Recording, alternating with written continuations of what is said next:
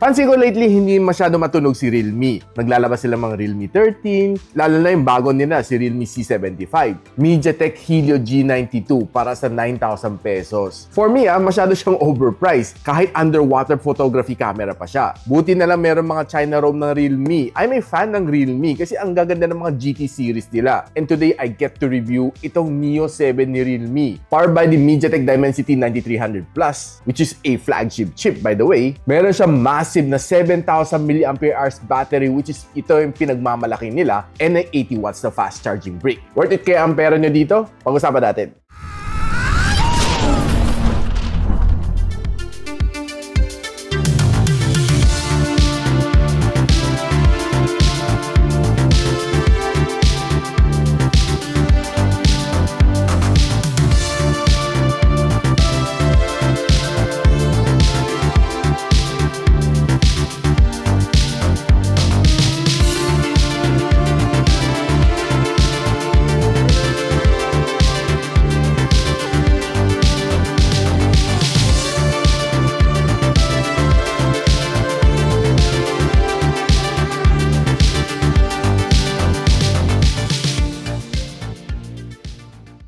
Now, si Realme Neo 7 na may 12 gigs of RAM and 256 GB of storage is currently priced at around 22,000 pesos. Now, nagbabari sobrang kanyang presyo. There are times sa pag na-payday sale, umabot siya as low as 21,000 pesos or a little bit less, depende sa mga vouchers na nagamit ninyo. Don't forget to click mga links na nilalagay ko sa ilalim kasi yun ang mga verified ko na safe bilhin na online shops. Now, talk about yung kanyang design. Honestly, ang kanyang likod is not so bad, no? Pero medyo, siya, no? Kahit matte finish siya, pero pag hinahawakan mo siya, medyo smudgy siya, no? This is probably one of my first time na nakakita ko ng matte finish ng likod, pero makapitin pa rin ang mga fingerprint smudges. Pansin ko, medyo punas ako ng punas, no? Pero yung kanyang side, hindi naman fingerprint magnets. One thing na hindi ko masyado gusto dito sa kanya is yung kanyang finish dito, yung kanyang design. Yung tipong gusto mo yung mix ang kanyang curved na body sa likod, pero yung kanyang gilid is masyadong makanto. Ang ginawa nila dito is a little bit best of both worlds, pero hindi siya masarap hawakan. Ang kanyang loudspeaker, meron siya 4 na butas sa ilalim and 1 lang butas sa ibabaw. So, mapapansin mo later pag ni-review natin ang kanyang sounds, medyo imbalance ang sounds coming from ilalim and sounds coming from ibabaw pag naka-stereo ka. Now, by the way guys, paalala ko lang sa inyo, no, this is a China ROM phone. Kung gusto nyo bumili nito phone nito, remember to tell yung seller nyo to region unlock yung phone nyo before i-send nila sa iyo. Kasi pag hindi naka-region unlock, I'm sure hindi mo magagamit lahat ng SIM card here in the Philippines. Now, talk about SIM cards, nilagyan natin ng Globe SIM tsaka Smart SIM on this phone. And sad to say, hindi gumagana ang 5G, pero kung nilagyan mo ng dito na SIM, gumagana nga ng 5G. Hindi sa walang 5G to phone na ito, it's just yung parang bandwidth niya is hindi compatible here sa Philippines, especially kay Globe and Smart. Now, one of the things na gusto ko din dito sa kanya is that malakas ang chip na meron na dito on this phone. It has a MediaTek Dimensity 9300 Plus and surprisingly, nakakuha ko ng 2.2 million points dito, which is halos kayang ng tapatan ang Snapdragon 8 Elite. Ito nakuha kong score and honestly, it is even higher than the Samsung Galaxy S25 Ultra at 2.09 million points na may Snapdragon 8 Elite. 3,100 ang kanyang loop score and 67% kanyang stability sa One Live Extreme. Ito score nakuha ko dito sa Geekbench sa kanyang CPU benchmark. Ito naman sa kanyang CPU benchmarking. Medyo rocky ang start din kanyang thermals, pero nagtapos siya, it throttled to 74% ang kanyang best performance. By the way guys, bago tayo magpatuloy, gusto ko lang share sa inyo na ang microphone na gamit ko is from Holy Land. Ang tawag dito is the Lark M2S. Ganito ang kanyang packaging and this is simply perfect sa mga content creators. Now, you'd see na mas maliit na ang kanyang button dito unlike yung gamit natin before, which is the Lark M2, medyo malaki ang kanyang button. Though I love this one and pareho naman maganda nga ng sound quality, but this one just seems to be a little bit smaller. Mas gusto ko mas simple. No, there are some other people, content creators, kung nakasuot sila ng cap, kiniklip lang nila dito para medyo mas hindi kita, wala ka nakasuot dito sa collar, which is definitely nice. Now, maganda rin kanyang noise cancelling dito sa mic na ito, and it would definitely give you a good audio when you're recording indoor and outdoor. And ang gusto ko rin kanya, pwede mo gamitin itong Type-C na ito para sa mga iPhones and mga Android devices mo. Sad to say, wala siyang Lightning support. Pero good news sa mga creators, pwede mo ilagay dito sa case. Unlike dito sa Lark M2, walang lagay ng Type-C. Ito ang ritsura nga pala ng kanyang receiver if you're connected to your DSLR, kasi gamit ko siya right now. And very easy to navigate lang. Ang volume pwede mo control doon sa receiver. So if you're interested dito sa Lark M2S, click the link on the description. Now, talk about battery. Ang laki ng battery nito. 7,000 mAh of battery, which can fast charge you up to 80 watts. So, charging from 0 to 100 dahil 7,000 mAh, tinry ko naman siya. Nagtapos ako ng roughly 1 hour and 10 minutes based on sa aking minarkahan ko yung oras, no? So, not so bad for a big battery size like this. Probably the only reklamo ko dito is medyo mataba siya and medyo mabigat siya. But this phone can last you for almost 2 days without charging. Basta if you're using it normally, walang problema. Kaya-kaya na magtagal. Now, one thing napansin ko dito, medyo mabigat siya at 215 grams. No? That's one thing na siguro na-compensate yung kanyang bigat is that it has a 7,000 mAh na battery. Kahit silicon carbon pa siya, medyo mabigat siya. And medyo makapal din siya hawakan. Yun ang pansin ko rin.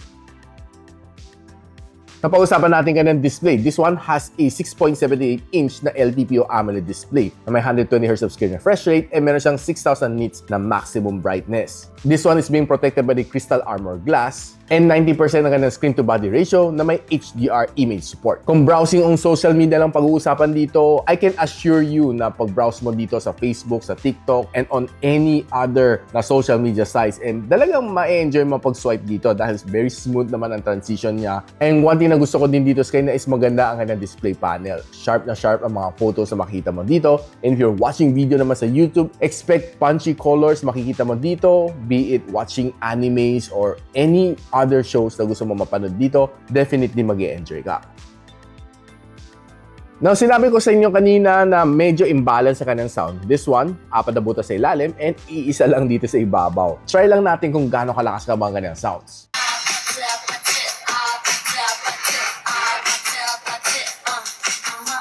Now, nung pinakinggan ko naman siya, definitely mas malakas dito sa ilalim and medyo mas mahina dito sa ibabaw. Pero yung kanyang sound quality is not so bad. Medyo malakas din nga siya.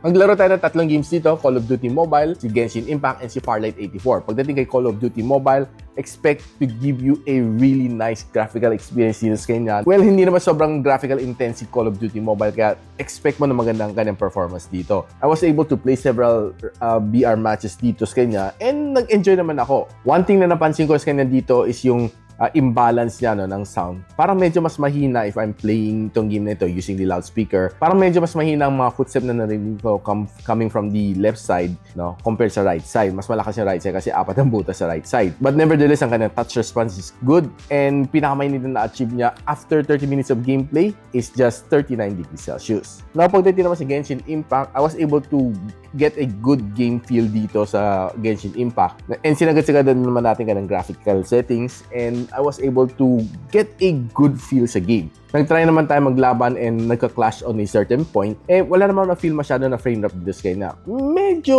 meron siguro, slight, pero hindi naman siya yung grabe na frame drops dito. Very minimal. Halos hindi mo mapapansin kung hindi mo siya pinansin. And one good thing naman dito sa kanya is very responsive ang aking controls. And pinakamainit na inabot ko dito is roughly nasa 42 degrees Celsius. Now, pagdating naman sa Farlight 84, ma-enjoy mo din itong game na ito. Sinagad din naman natin kanyang graphical settings. And naglaro tayo ng several VR matches dito. Halos 1 oras na inabot ko dito playing this game. To be honest with you, nag-enjoy ako sa kanya. No? This is probably one of my favorite games, Farlight 84. And napansin ko naman dito sa kanya is that there are times pag medyo mainit na yung laban, tapos medyo marami kayo, may slight na delay. I'm not sure kung dahil siguro internet ko bigla nag-bug down. Pero it's not supposed to happen kasi ang lakas ng 9300 plus. Pero all throughout yung gameplay, halos twice ko lang naman na-feel sa isang game. On the other games, parang wala naman masyado na-feel. Pero ang good thing naman dito sa kanya is very decent ang kanyang sounds. And I was able to enjoy this game playing after an hour. Umabot ako ng 41 degrees Celsius.